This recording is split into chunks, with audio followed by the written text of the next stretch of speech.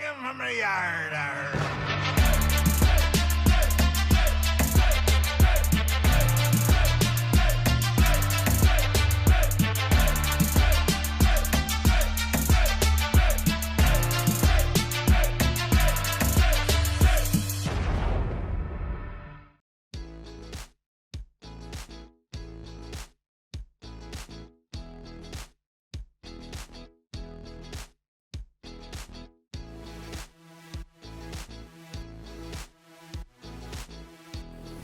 This is Don the Diecast Pirate, and I have a very special video for you today. My buddy up there in Nova Scotia, Robin Hodgson, he made me a car or two like he does, and he really wanted me to show this in a video, so you know, you guys can see what he did for me. And he says that there's some other things in here too, so I'm not sure what all it is. I'm trying to be very careful opening this. And he would probably be okay with me showing his address, but you know, I try to be respectful and not show. So this will be what he made for me in there, and then there's some other things in here too. Oh,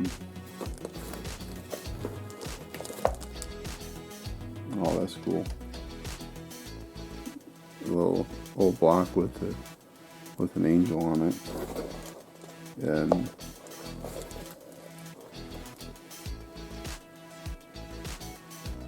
there's 3, and he does this folk art, and that's really awesome. I don't see that there's a note in here or anything, but you know, for somebody to take their time and their money and make something for me, it's really amazing. And then he put in some old collector's cars. There's a 63 split window Corvette.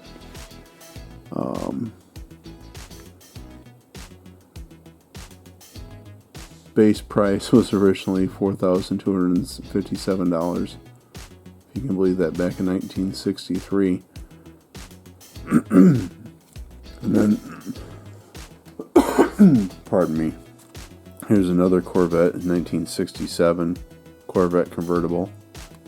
And it's another 67 Corvette, and it shows all the engine options on the back. A Jaguar E-Type black convertible. This is one of my favorite cars when I was a kid, and not too long ago there's a place that I go into for work sometimes, and occasionally they have old cars in there, and there was an old E-Type in there. It was really awesome, and the one day they actually fired it up and pulled it out right past me. That was pretty awesome. 66 Ford Mustang funny car.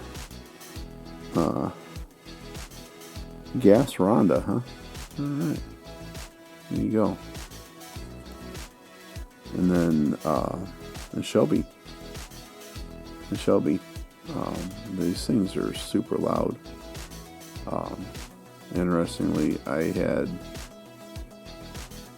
was coming out of a place one Saturday, and it was right by the highway, and this loud engine just went screaming past on the highway, and I couldn't see what it was. And it was going so fast, I thought it was a motorcycle, but it sounded like an airplane. And so I was pulling out, and I had to turn left, and the sound had gone to the right. And I went to the left of the next intersection and turned right and got on the highway. And before I got 2 exits down, this Shelby screamed past me. It was that sound. That's Won't get into why he was driving that fast on the highway, but that's neither here nor there. So we have a 71 Pontiac Gto 455 HO Judge.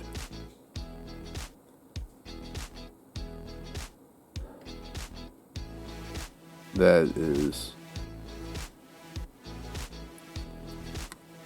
71. Yeah. I prefer, I mean, the orange ones. I don't know what year it was. And they're probably the year after this or whatever. I really like those. And I like the older GTOs. This one to me almost looks like a Buick. And I only say that because my dad, or I think my dad's friend had one that was a Buick. It was a four-door. I don't remember what the model was, but it was the same body. And that reminds me of that car just because of how low the grill's sitting and the shape of the hood. Not exactly, not the same, not even close. Here we have an old Studebaker, it looks like. No, Chrysler 300. So you can tell I don't know my old cars. 55 Chrysler C300.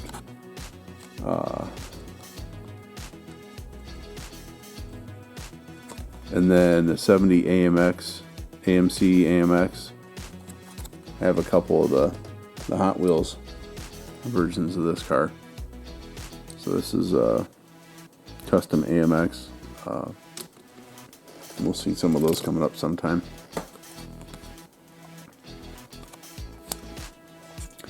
And then a 442, looks like a Cutlass W31.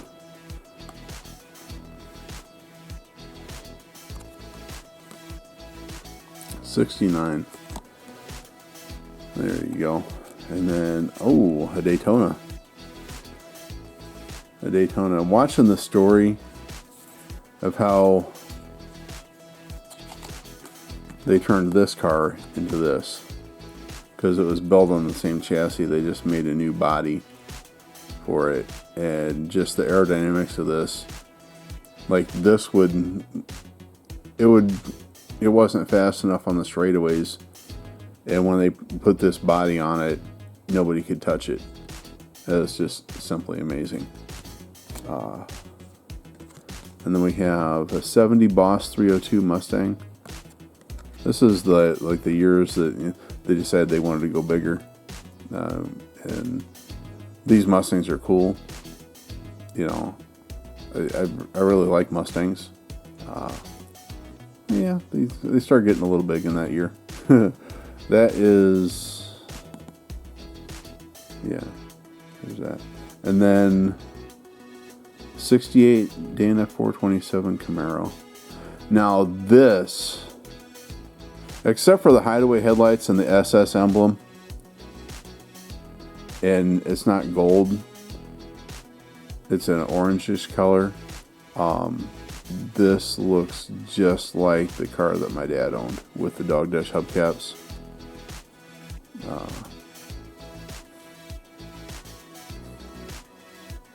So thank you, Robin. I really appreciate that.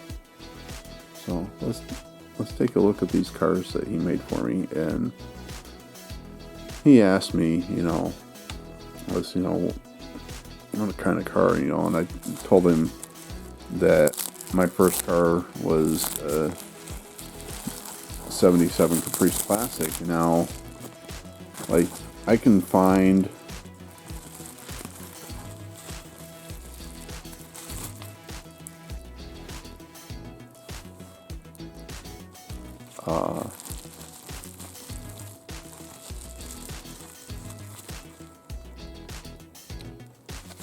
there's that.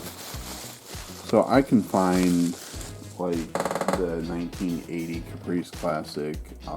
You can find the older Impalas like the 75, but the 77 was the first year of the box Chevy. And fun fact, okay, so if you hear about donks, just because you take a car and put big wheels on it, jack it up and put big wheels on it, doesn't make it a donk. A donk is like the 71, 72 to 76 Caprice and Impalas. And when you look at the back end of the car, it looks like a badonkadonk. So they're called the donks. If you take the 77 to 88 or 89, whatever year it was, that it was, maybe it was early 90s, when they switched from the box to the bubble. Okay, so the 77 to the end of the box, if you jack those up and put them on big wheels, those are box. It's a box Chevy. And then the era after that was the bubble. So donk, box, and bubble has to do with the style of the car, not the wheels. And that is really awesome. He put that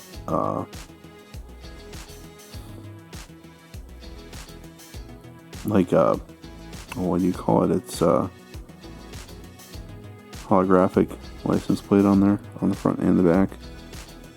And that is really awesome that you'd take your time to do this. And interestingly, like, my original car was like the light green color, and I couldn't find a picture of that exact color online, but I found a picture of the blue one and I color shaded it and had it years ago. I had it as my desktop background so I could have a picture of somewhat resembling my original car, even though it didn't have the darker shading. So it looks like Robin found the same picture too, and he told me he found a picture online. So more than likely it was the same picture that I used to have as my desktop background that he used to do the coloring for this. So that's really awesome. And this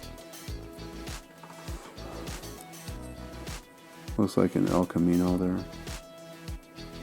And this is just really cool. I mean,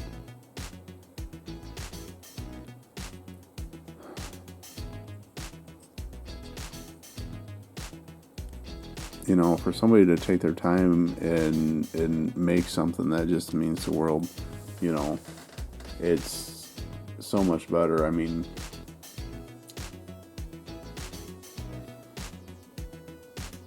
I like doing things for people, and I appreciate when people do things for me. You know, part of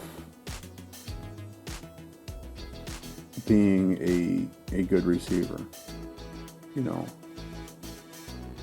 if it makes me feel good to do something for somebody, it's got to make them feel good to do something for me. So I really, really appreciate that, and I love what you did, and I love the cards and the angels and everything, Robin. You know, comes from your heart, and you know, there's nothing better than that. So, all right, guys, come on, get out of here. Get on to some other things that I need to get done. I just wanted to share this with you, and you know, have these angels watching out for me.